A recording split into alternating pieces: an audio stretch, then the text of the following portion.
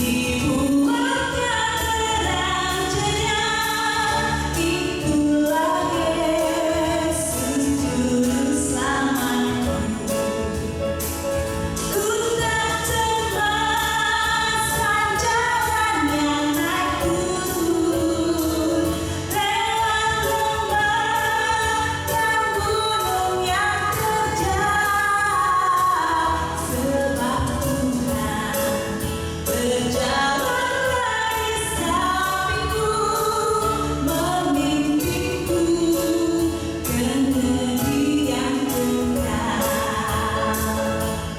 Kita bersyukur punya Allah yang senantiasa ada bersama kita, menjadi penolong kita, menjadi Tuhan kita dalam setiap kesukaran kita, dalam setiap permasalahan kita. Oh kasih-Nya besarlah di hadapan, oh kasih-Nya besar berjalan dengan lelah yang mati bagiku. Kepadanya ku serahkan jiwa dan raga, sebab itu Dia bimbingku selalu. Ku tak cemaskan jalan yang naik turun, lewat lembah dan gunung yang terjal, sebab Tuhan berjalanlah di sampingku, memimpinku ke negeri yang kekal. Ku tak cemaskan jalan yang naik turun, lewat lembah dan gunung yang terjal, sebab Tuhan berjalanlah di sampingku, memimpinku ke negeri yang kekal, memimpinku ke negeri yang kekal. Puji Tuhan, selanjutnya kami serahkan kepada Bapak Pendeta Dimas Aryono. Halo Oma, Opa, dan semua yang saat ini sedang mendengarkan persekutuan Philadelphia. Nah, lama tak berjumpa, kini kita bisa berjumpa kembali walaupun dalam cara online dan di rumah masing-masing. Tapi nggak apa-apa ya, toh masih ada tetap handphone untuk kita bisa telepon dan berkirim pesan. Bersyukur ya untuk anugerah Tuhan melalui perkembangan teknologi ini. Nah, Oma Opa, sebelum kita bersama-sama mendengarkan firman Tuhan, yuk kita sama-sama berdoa. Tuhan Yesus, kami bersyukur karena Tuhan begitu baik di tengah-tengah kehidupan kami. Sekalipun saat ini kami sedang berada dalam situasi yang sedang tidak kondusif, sekalipun saat ini kami juga harus berjuang untuk menjaga diri kami masing-masing di tengah situasi pandemi, tetapi Tuhan memberikan kami penghiburan melalui kemajuan teknologi yang ada, sehingga kami tetap mampu untuk berbagi cerita, kami tetap mampu berkomunikasi melalui pesan-pesan yang kami kirimkan untuk sahabat kami ataupun melalui telepon. Kami bersyukur kami tetap dapat mempererat persekutuan kami melalui kecanggihan teknologi yang Tuhan hadirkan di tengah-tengah kami. Saat ini Tuhan, kami ingin bersama-sama mendengarkan firman Tuhan sehingga hidup kami semakin dikuatkan di tengah-tengah situasi seperti ini, dan kami memiliki kedamaian untuk berhadapan dengan situasi yang sedang kurang baik ini. Dalam nama Bapa, Anak, dan Roh Kudus, kami siap untuk bersama-sama mendengarkan firman Tuhan. Amin.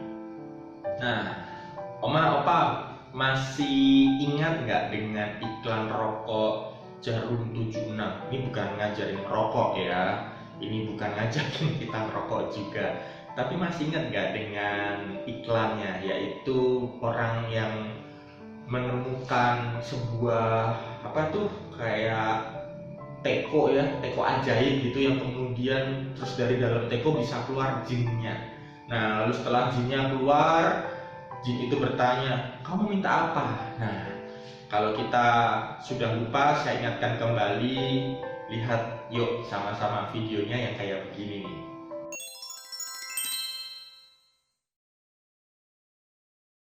Putus lagi.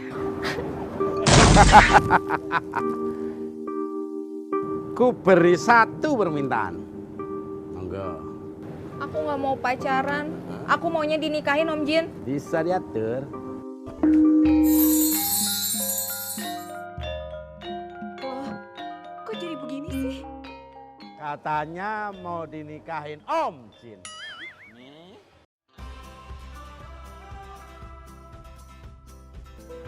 Dengan yang kita inginkan, karena kita percaya Allah akan memberikan yang terbaik bagi kita. Kalau jin tadi kan mau minta apa langsung dituruti saat itu juga, dan bahkan sesuai dengan keinginan. Bisa dibayangkan betapa mengerikan dan berbahayanya kalau justru Allah mengabulkan semua yang kita minta seperti yang kita inginkan. Wah, saya nggak bisa membayangkan itu. Tapi seandainya Opa diberikan 3 permintaan yang pasti itu dikabulkan, kira-kira mau minta apa? Ayo kita bisa berpikir bersama terlebih dahulu. Mau minta apa? Mau nanya anaknya dulu? Mau nanya pasangannya? Atau mau nanya susternya? Atau mau langsung menyampaikan kira-kira 3 permintaan itu apa? Jangan minta ke saya, karena yang mengabulkan itu bukan saya. Apa itu 3 permintaan? Nah, kalau sudah ada cukup dikatakan dalam hati, atau kalau memang belum ada nanti bisa berpikir, tapi saya ingin berbagi sebuah cerita. Jadi pada saat itu ada seorang yang dalam mimpinya diberikan kesempatan untuk meminta 3 permintaan dan akan dikabulkan. Orang ini lalu kemudian meminta permintaannya yang pertama. Tanpa berpikir panjang, orang ini lalu kemudian meminta agar pihak yang akan mengabulkan itu mengabulkan permintaannya ini. Aku pengen istriku, maaf nih, meninggal. Itu permintaan yang sangat kejam, bukan? Kenapa orang ini menginginkan seperti itu? Biar aku bisa menikah lagi. Oke. Langsung dikabulkan. Istrinya lalu kemudian meninggal.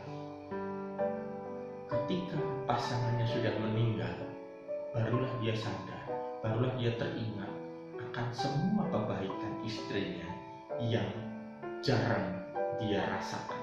Dia teringat lagi masa-masa dia bersama, dia teringat lagi bagaimana istrinya memasakkan untuk dia. Dia teringat bagaimana istrinya menemani dia ketika dia sedang hancur. Dan di situ dia merasa menyesal. Dia lalu kemudian berkata, aduh, bisa nggak istriku dihidupkan kembali? Tapi dari yang memberi permintaan ini berkata, bisa dihidupkan kembali, tapi itu menjadi permintaan yang kedua. Dari sang pengabul ini akhirnya mengabulkan dengan syarat itu permintaan yang kedua.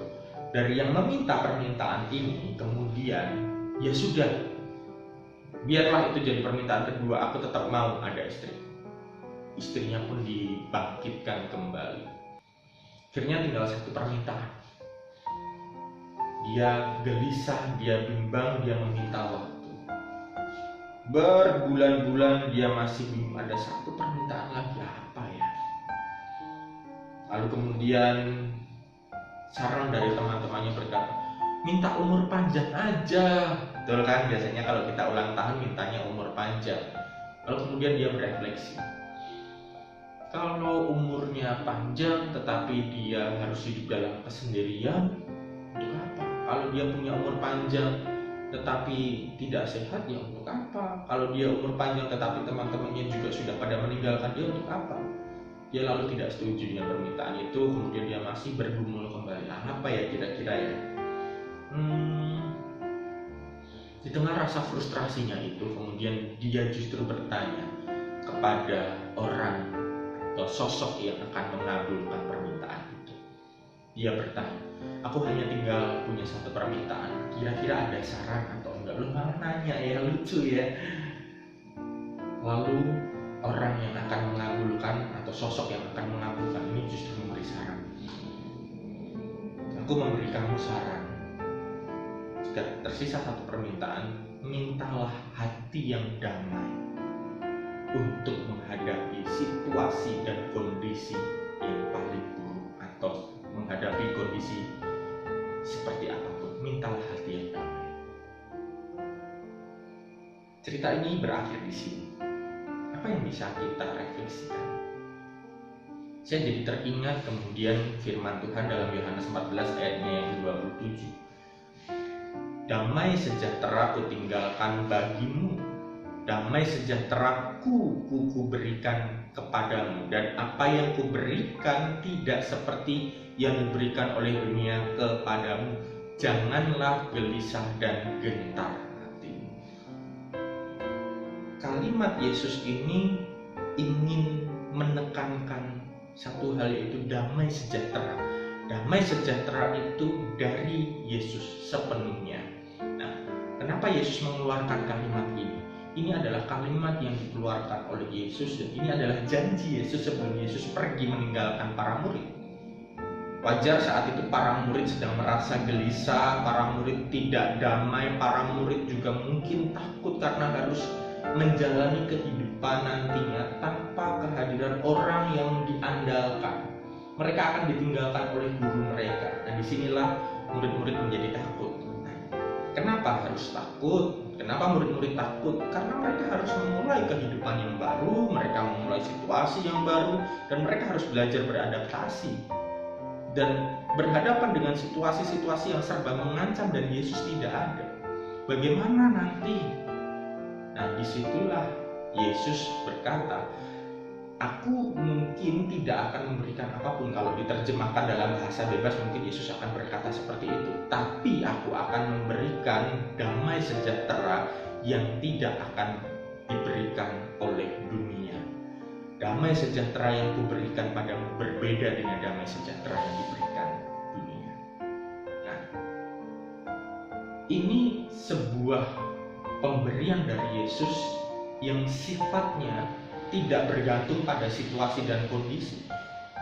Mau kondisinya baik, kita tetap akan damai. Mau kondisinya tidak baik, kita pun tetap akan damai sejahtera. Karena apa? Karena ada damai sejahtera dari Yesus.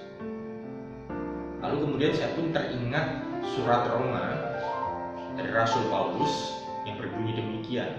Sebab itu, marilah kita mengejar apa yang mendatangkan damai sejahtera dan yang berguna untuk saling membangun. Jelas ajakan Paulus ini adalah mengejar apa yang mendatangkan damai sejahtera. Dan yang kedua, melakukan sesuatu hal yang berguna untuk saling membangun. Jadi Rasul Paulus mengajak kita untuk ayo kita kejar hal yang bisa membuat kita merasa damai. Bukan untuk mengubah situasi ini menjadi baik, tapi yang dikejar adalah damai sejahtera dalam hati kita. Karena kemungkinan kita tidak bisa mengubah situasi di luar diri kita, tapi kita bisa mengubah situasi hati kita menjadi damai. Nah, ajakan Paulus ini bila kita renungkan, kita bisa melihat ada salah satu unsur penting untuk mencapai kekuatan itu. Apa itu?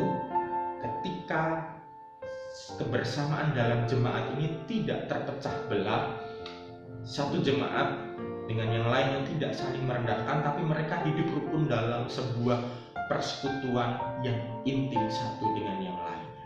Mengejar damai sejahtera caranya gimana? Menggunakan segala kemampuan yang kita miliki, pribadi demi pribadi, pasti kemampuannya beda-beda, itu untuk saling membangun. Misal, ada yang kemampuannya membuat resep baru, ayo coba masak, coba praktekkan resep itu, lalu kemudian tulis resep itu, bagikan di grup WhatsApp. Itu bisa membuat hati kita damai, itu bisa membuat orang lain damai, membuat orang lain terberkati dan membangun. Ada oma atau opa yang punya kelebihan karunia untuk menulis cerita yang indah. Tuliskan cerita pengalaman pribadimu, tuliskan cerita pengalaman iman oma opa bersama dengan Tuhan, lalu kemudian itu bagikan. Jelas itu akan membangun iman teman-teman kita yang lain, itu akan memberikan kita semangat. Apalagi ada oma opa yang bisa bercocok tanam, berkebun, tunjukkan lewat video. Ada oma opa yang senang merawat cucunya. Waktu ada cucunya di rumah, ketika ada kejadian-kejadian yang lucu itu bisa direkam, bisa dikirim. Itu akan memberikan semangat untuk kita, dan itu sangat saling membangun. Semua oma opa pasti punya karunia yang bisa dipakai untuk saling membangun. Saya berani pastikan itu. Hal ini akan sangat berguna karena apa? Saat ini kita berada dalam situasi yang suram dan serba tidak jelas ke depannya. Nah, ketika kita berhadapan dengan situasi yang suram dan tidak jelas, apa yang bisa kita lakukan? Mengejar dan memperjuangkan damai sejahtera yang sebenarnya itu sudah diberikan Kristus di dalam hati kita. Yang perlu kita lakukan adalah mengusahakan agar damai sejahtera itu betul-betul terasa, bukan lagi tersimpan. Yesus sudah berjanji ketika dia meninggalkan murid-muridnya, dia memberikan damai sejahtera. Damai sejahtera yang diberikan Yesus berbeda dari dunia. Jika damai sejahtera versi dunia adalah ketika orang dalam situasi baik, ketika orang hidup dalam situasi nyaman, ketika orang punya hidup dengan segala kelimpahannya, ketika orang hidup dalam kondisi sehat, baru di situ aku merasa damai. Itu versi dunia.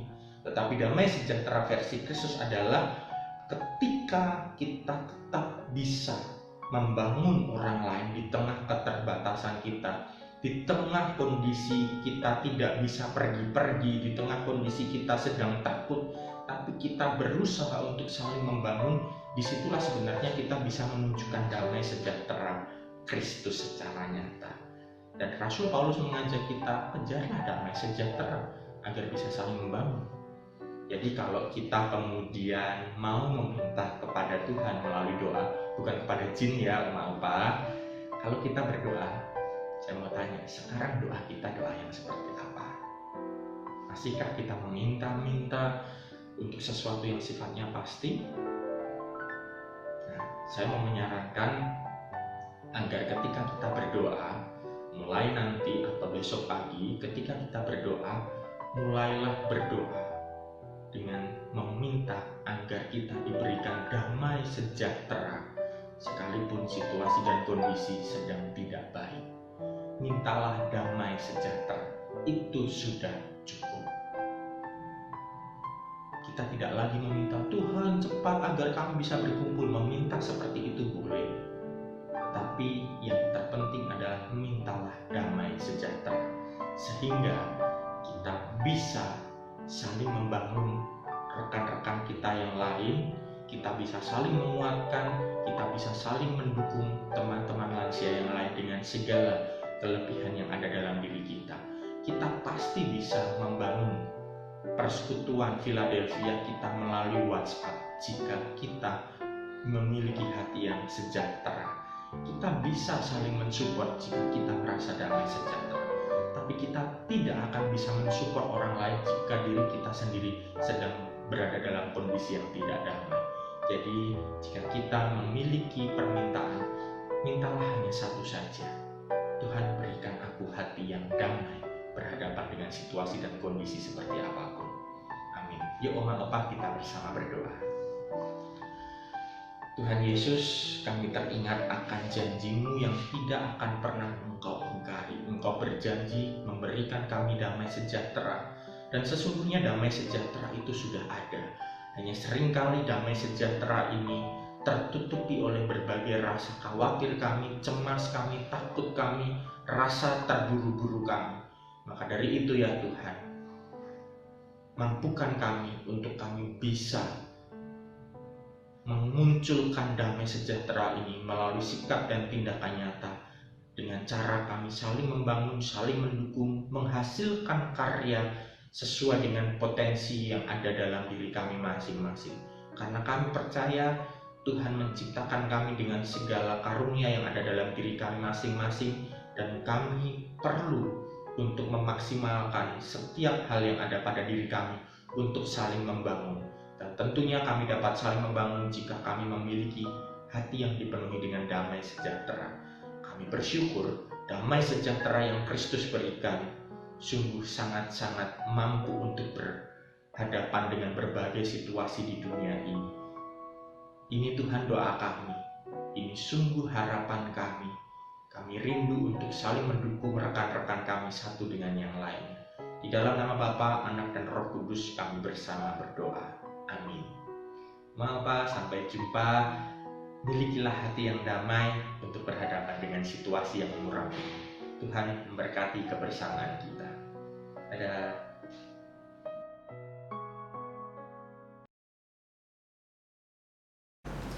Puji Tuhan, Opa Oma, kita sudah mendengarkan firman Tuhan yang begitu menguatkan kita dan semakin menambah komitmen kita untuk kita tetap ikut Tuhan Yesus. Kita tidak ragu lagi untuk mengikut Tuhan, kita tidak ragu lagi untuk melayani Tuhan, karena Dialah penolong kita, Dialah sahabat kita yang selalu ada bersama-sama dengan kita. Tidak ragu lagi untuk mengikut Yesus.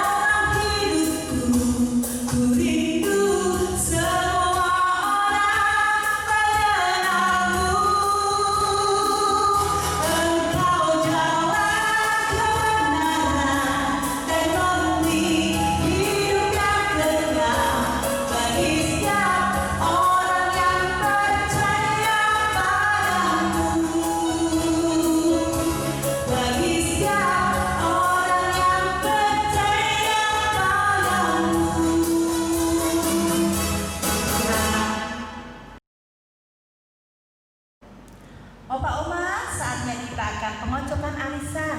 Namun sebelum itu, bagi yang ingin menyerahkan uang arisan, mengumpulkan uang arisan bisa menghubungi Ibu Neni di kantor gereja atau Ibu Ramlan.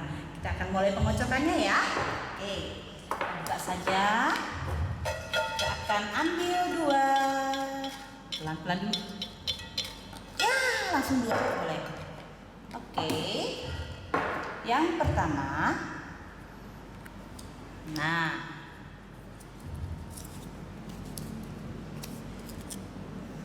ya, ini adalah almarhumah Ibu Tinfon yang dapat nanti akan diserahkan ke pengurus dulu, nanti biar pengurus menyerahkan kepada pihak keluarga. Terima kasih. Ya, yang kedua,